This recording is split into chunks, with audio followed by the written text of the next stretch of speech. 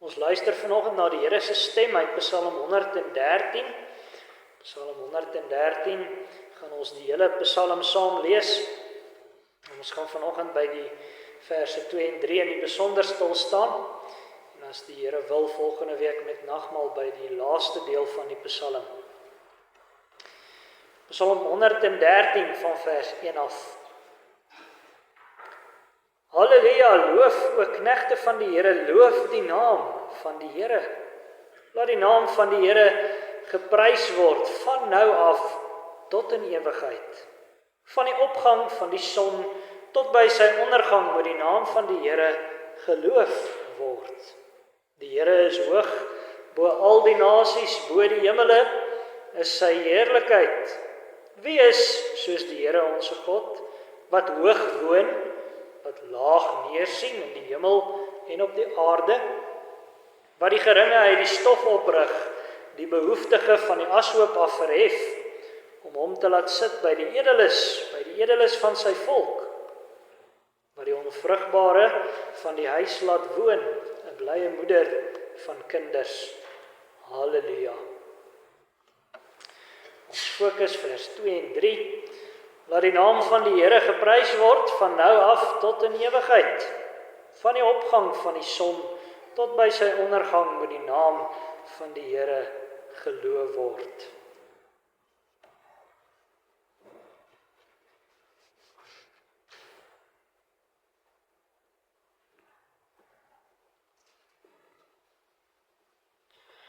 Geliefde gemeente, elke mens wat die Here waarlik ken, sy tong is los om hom te loof. Almal wat vir God waarlik dien, het 'n plig tot lofprysing. Wie die Here is en wat hy doen, sy wonders, sy groot verlossingsdade behoort erken en verkondig te word. Dit moet veral erken en verkondig word in die tye wat ons dit spesifiek as God se gemeente onthou en oordink. Ons nader nou weer ons nagmaalviering, en as dit kom by die nagmaal, dan is daar juist so baie dinge waarvoor ons die Here kan loof. Christus se liggaam vir ons gebreek, Jesus se bloed vir ons gestort. En die Here beloof dit vir ons so tasbaar en duidelik in die nagmaal, dat ons daarin sy woorde as ware kan proe. By die nagmaal het ons inderdaad rede om die Here te loof. En nou hoor ons dat Jesus dit inderdaad ook saam met sy disippels gedoen het. Reg nadat hy die nagmaal ingestel het, het hy die Here saam met sy disippels geloof. Ons hoor dit in Matteus 26 vers 30.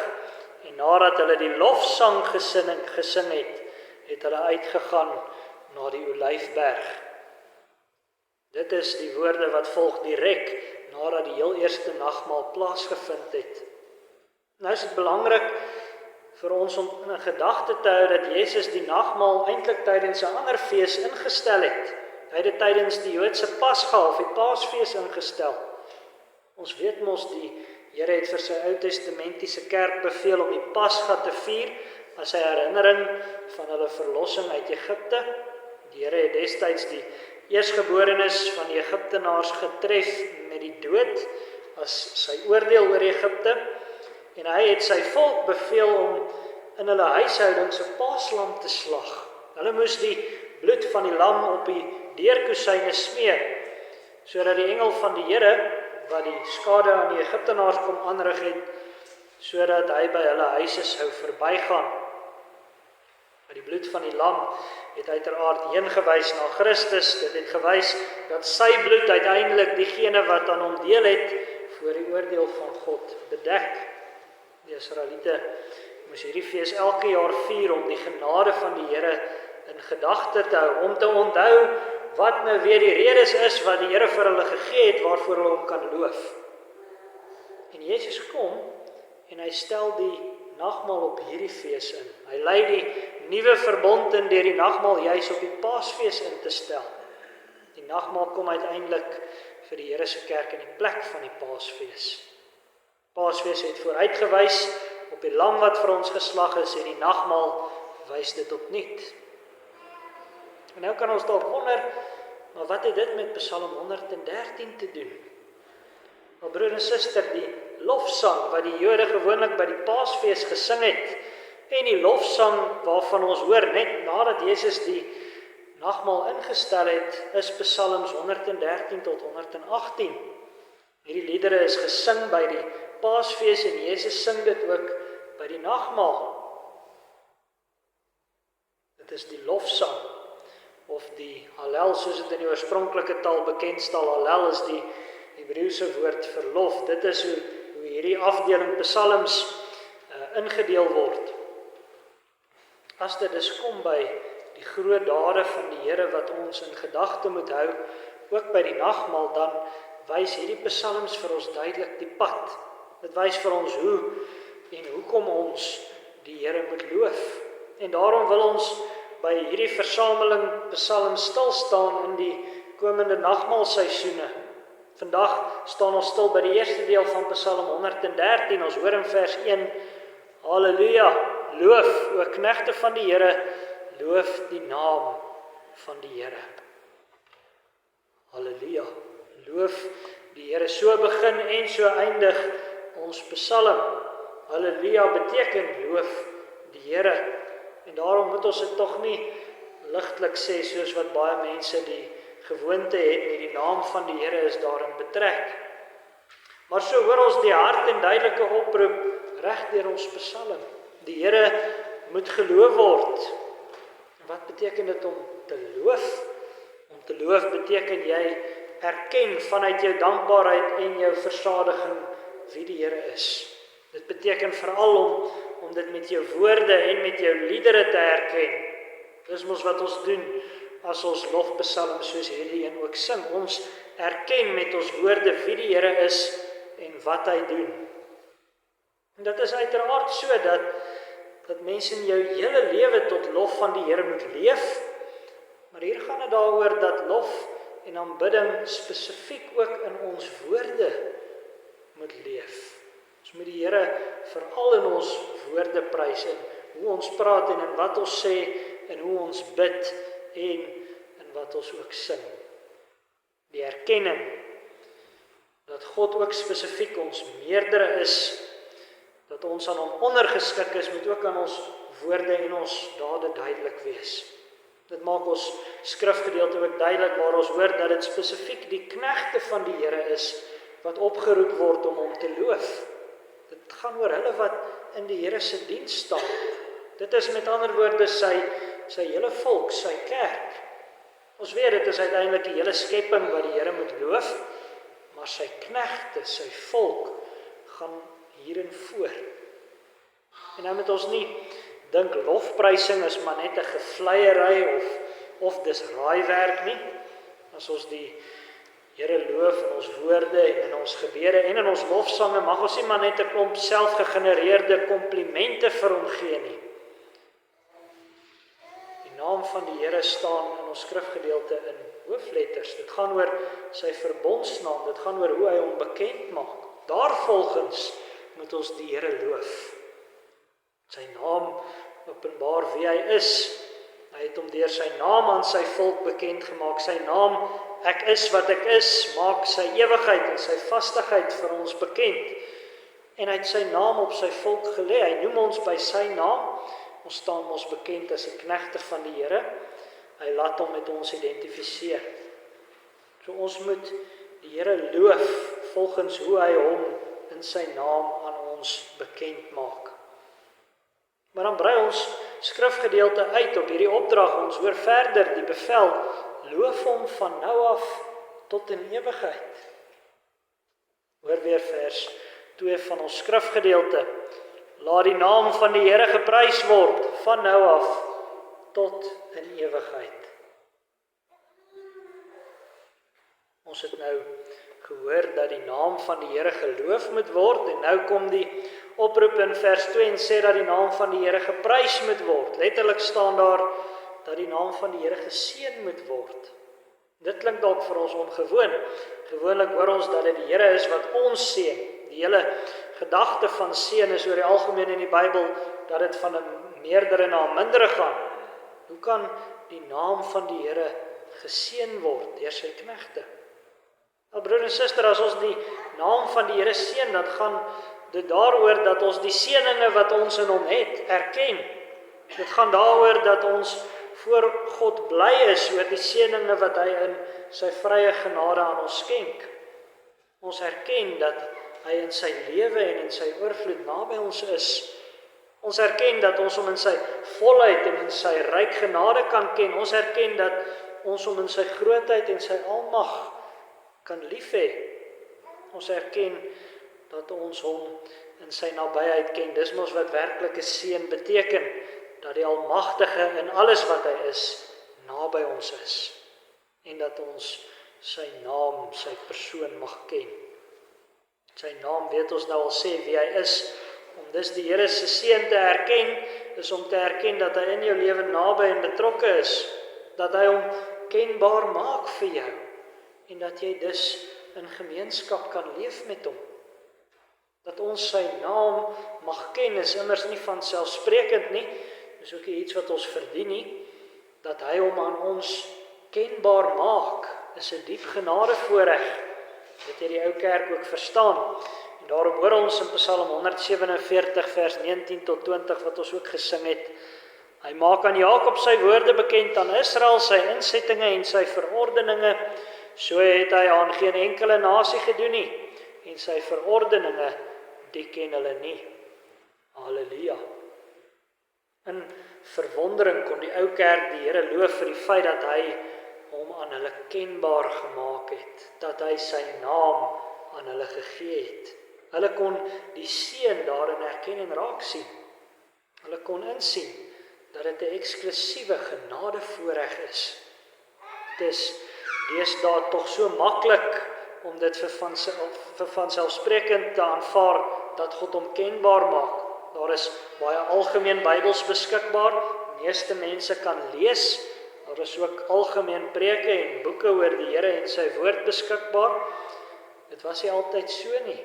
Daar was tye in die geskiedenis van die Here se kerk waar die Bybel nie vrylik beskikbaar is nie, nog minder in die kerkvolk se moedertaal. Daar was tye, eintlik amper die meeste van die tyd, waar die kerkvolk grootendeels ongeletterd was. Daar was tye waarin die verkondiging van die woord tot 'n groot mate uitgesterf het. Wat 'n geweldige donkerte moes dit nie gewees het nie. En vandag het ons 'n oormaat Christelike lektuur, boeke, goeies en slegtes. Vandag kan ons almal lees en het ons almal Bybels. Om dus van die Here se naam te weet, is nie noodwendig so eksklusief meer nie. Meeste mense om ons weet daarom van die Here iets, maar nie almal ken werklik sy naam nie. Nie almal ken hom so dat hulle hom wil loof en prys nie. Dis nie almal wat sy nabyheid en sy seëninge werklik ken nie. Dit is net hulle wat deur die krag van die Heilige Gees in hom glo. Hulle wat hom so ken, weet nie net van hom nie, hulle beoefen persoonlike gemeenskap met hom. Hulle vind deurlopend rede om dankbaar te wees, rede om hom te prys. Hulle raak nie uitgekuier en verveeld met sy openbaring van homself nie. Dit was nog altyd 'n teken van verval in die kerk as mense met die woord van die Here uitgekuier raak. As hulle nie meer wil verwonder oor wie hy is nie, as hulle nie meer daarin belangstel nie, as daar in die kerk 'n klomp ander vermaaklikhede ingevoer moet word om die mense se aandag te hou. Mag die Here ons tog daarvan bewaar. Die volk wat die Here se naam ken en onder sy nabyheid leef, wil hom altyd prys vir wie hy is.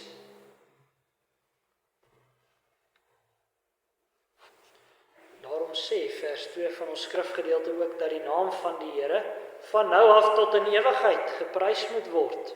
Dit is die versigtiging van die psalmdigter en dit is die verlange van elke ware gelowige, dat die Here se naam tot in alle ewigheid geprys moet word. Nou bring ons skrifgedeelte ons voor 'n baie belangrike verwagting en per implikasie by 'n baie belangrike belofte van die Here. Ons het in die eerste vers gehoor dat dit spesifiek die Here se knegte is wat hom moet loof. En nou kom die oproep laat sy naam tot in ewigheid geprys word. Nou broer en suster, vir die Here se naam om deur sy dienaars geprys te word, moet sy naam deur sy dienaars geken word. En vir sy naam om dan vir ewig geprys te word, moet dit vir ewig geken word. En nou was die kerk se troos op hierdie punt nog altyd tweeledig. In die eerste plek verbind die Here sy naam tot hulle wat glo en hulle nageslag. En ons besef nie altyd hoe geweldig dit is nie. God sorg dat sy naam en die kennis van sy naam die geslagte oorleef. Hy het van die begin af vir Abraham beloof, en ek sal my verbond oprig tussen my en jou nageslag na jou in hulle geslagte as 'n ewige verbond, om vir jou 'n God te wees en vir jou nageslag na jou. So sorg die Here werklik dat sy naam geprys word van nou af tot in ewigheid. Uit die nageslag van sy kinders versamel hy ook sy uitverkore volk. Die lofsange wat tot eer van sy naam opklink, weer klink deur die geslagte heen. Hy sorg sodat hy altyd onderdane, altyd dienaars het. En hy sal selfs in die donkerste tye van die wêreldgeskiedenis sorg dat daar 7000 oorbly wat voor Baal die knie nie buig nie. En dit gebeur uiteraard nie outomaties nie. Die belofte van die Here moet geglo word deur ons en ons kinders, en dit moet van die Here afgebid word. So wil die Here sy naam laat ken hier op die aarde, selfs al is ons wat vanoggend hier sit nie meer hier nie. Maar dat die Here se naam tot in ewigheid geken moet word, hou selfs 'n nog dieper genade in.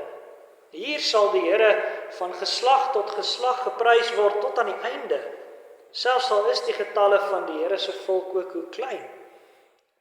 Maar almal wat, soos wat die geslagte hier wissel en vergaan, almal wat hom hier loof en prys, sal dit uiteindelik ook tot in ewigheid doen.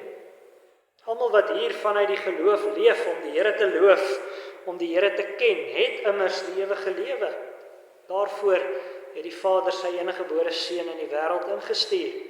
Ons hoor hoe Jesus in Johannes 17 vers 1 tot 3 self bid: Vader, die uur het gekom, verheerlik u seun, sodat u seun u ook kan verheerlik, soos u hom mag oor alle vlees gegee het, sodat hy aan almal wat u hom gegee het, die ewige lewe kan gee.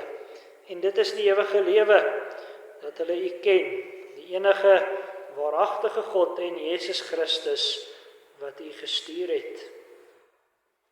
Ons Here Jesus het gekom sodat elkeen wat in hom glo die ewige lewe mag hê. Hy het ons verlos van die ewige dood wat ons verdien het. Hy het ons skuld uitgewis deur sy lyding in ons plek. En so het hy die hel se aanspraak op ons vernietig. En hy het ook in onverganklikheid opgestaan uit die dood. En so het hy die dood se aanspraak op elkeen wat in hom glo vernietig. Hy skenk uit vrye genade aan ons die ewige lewe. Hy verbind ons met homself, hy wat die lewende is, ook deur die werking van die Heilige Gees. God se ewige liefdevolle nabyheid is reeds in elkeen wat glo.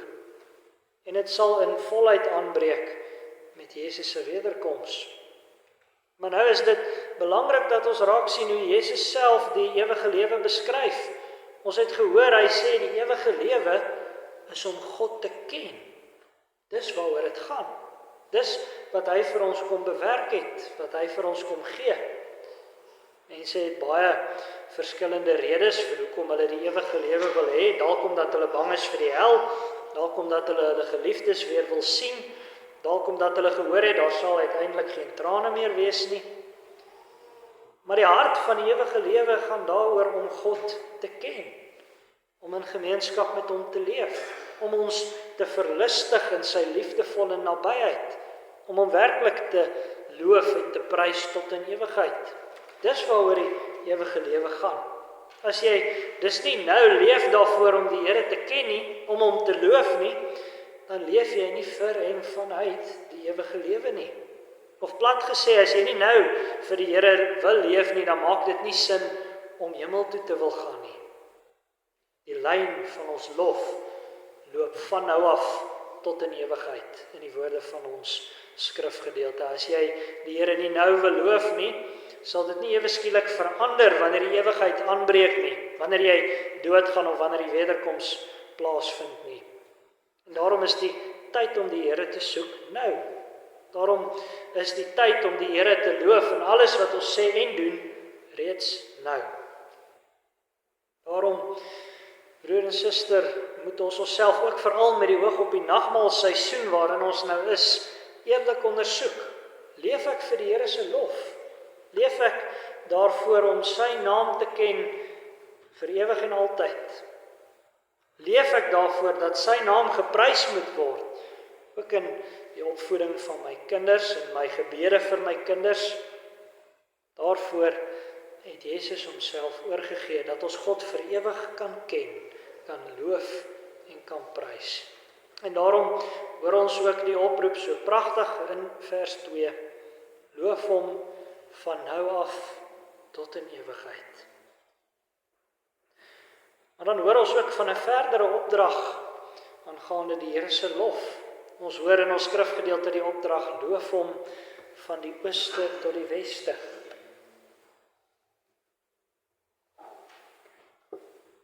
Luister weer na vers 3 van ons skrifgedeelte. Van die opgang van die son tot by sy ondergang, moet die naam van die Here geloof word.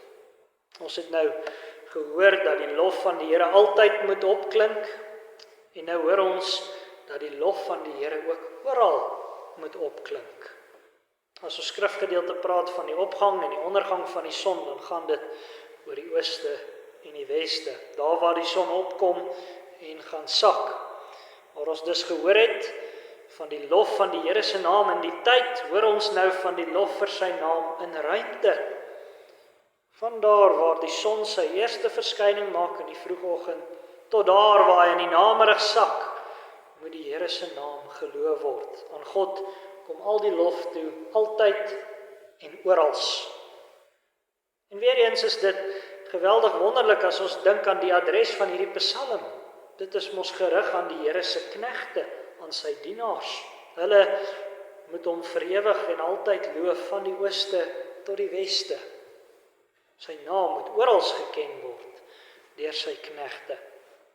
Nou het ons vroeër gesê dat die Here se knegt in die Ou Testament die volk Israel was. Hy het homself, sy naam aan hulle kenbaar gemaak. Hy het hom aan hulle oopgestel sodat hulle met hom gemeenskap kon beoefen. In Psalm 147 sê spesifiek dat hy dit met geen ander volk gedoen het nie. Hy het toe nog geen ander volk in sy genadeverbond betrek nie. Daarom is dit so 'n geweldige gedagte dat die Here se naam van die ooste tot die weste geloof word, nie net in ou Israel nie. En dit kan so wees vanweë Jesus wat as son van geregtigheid opgegaan het as die lig vir die nasies. Om maar net een volk te red is vir sy heerlikheid te klein. Hy is te groot daarvoor. Sy redding is groot genoeg dat die kennis van die Here na die nasies toe kan uitbrei, sodat die kerk van die Here oor die wêreld kan versprei, sodat die naam van die Here van oos tot wes geken en geloof kan word, dat daar van oral oor van die God van Abraham, Isak en Jakob, dat daar met hom gemeenskap beoefen kan word. As dit kom by die kerk uiteindelik, dan beloof die Here reeds in die Ou Testament in Jesaja 43 aangaande die kerk, wees nie bevrees nie, want ek is met jou, ek sal jou geslag van die ooste af aanbring en jou versamel van die weste af. Ek sal sê aan die noorde gee en aan die suide hou nie terug nie. Bring my seuns van ver en my dogters van die einde van die aarde af, elkeen wat na my naam genoem is en wat ek geskape het tot my eer, wat ek geformeer, wat ek ook gemaak het. Die Here sal uiteindelik sy gunsvolk bymekaar maak vanuit al die windrigtings uit, van oos, wes, suid en noorde versamel hy in krag. Van die ganse bewoonde wêreld maak hy sy kudde bymekaar. En hy doen dit nou deur die getuienis van sy kerk onder die nasies, deur sy gees en woord. En uiteindelik sal die feestelike skare wat deur God verlos is vir ewig sy naam van oos tot wes loof. Daarop sal dit alles uitloop. Die Here se nuwe aarde sal vol wees van sy heerlikheid, vol van die kennis van sy naam en vol van sy kinders wat hom van oral oor af loof. Die lof van die Here se naam, oral en altyd, dit is ons eindbestemming, dit is waartoe ons op pad is. Maar hierin sien ons uiteindelik ook hoekom daar 'n altyd en 'n oral is. Ons sien waarvoor die Here tyd en ruimte gemaak het. Die Here het tyd gemaak as aanbiddingstyd, om vir ons die geleentheid te gee om sy naam sonder einde te ken. Tyd is daar vir die aanbidding van sy naam. Laat dit jou tydsbestuur bepaal. Laat dit jou prioriteitsbestuur bepaal. Die Gees lei die Here se kinders om tyd te gebruik vir die doel waarvoor dit daar is, naamlik die aanbidding van God. Jou tyd is nie joune om sommer te maak met dit wat jy wil nie. Dit is daar vir die ken en loof van die Here se naam van nou af tot in ewigheid. Ook is ruimte daar vir die aanbidding van die Here. Daarvoor het hy ruimte en plek oorspronklik geskape. En daarvoor het hy ons ook met die oog op ruimte en plek verlos. Daarom sal die hele aarde ook uiteindelik die kerk se aanbiddingsruimte wees.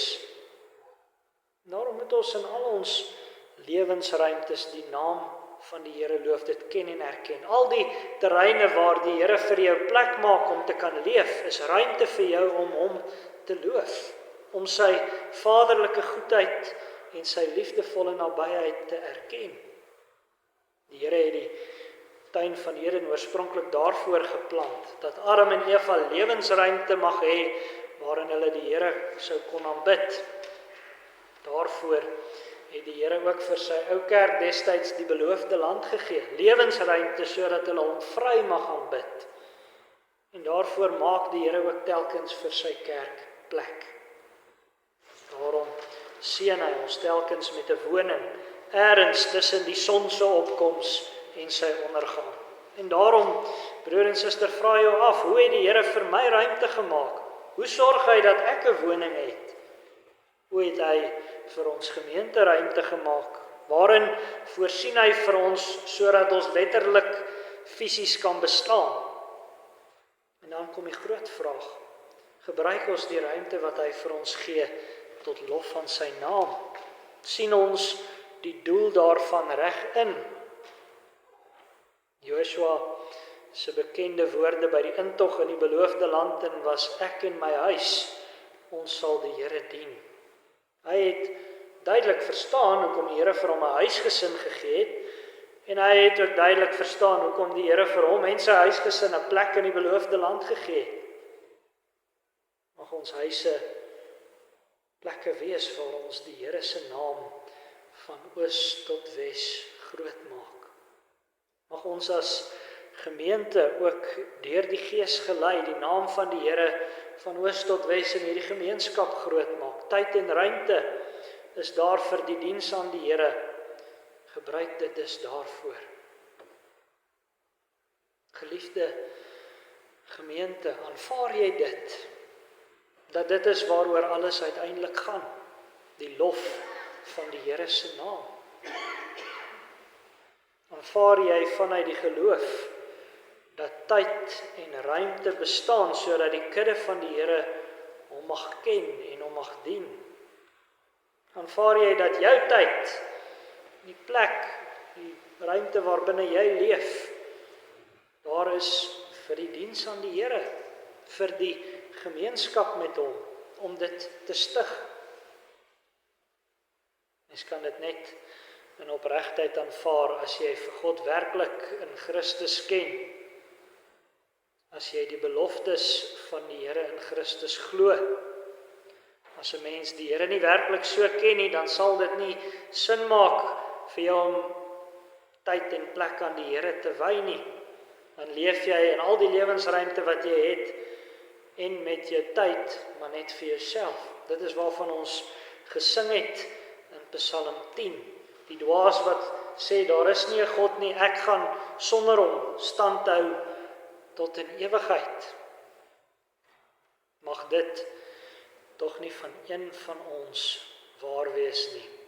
Mag ons en ons huise die Here dien, altyd en oral. Amen.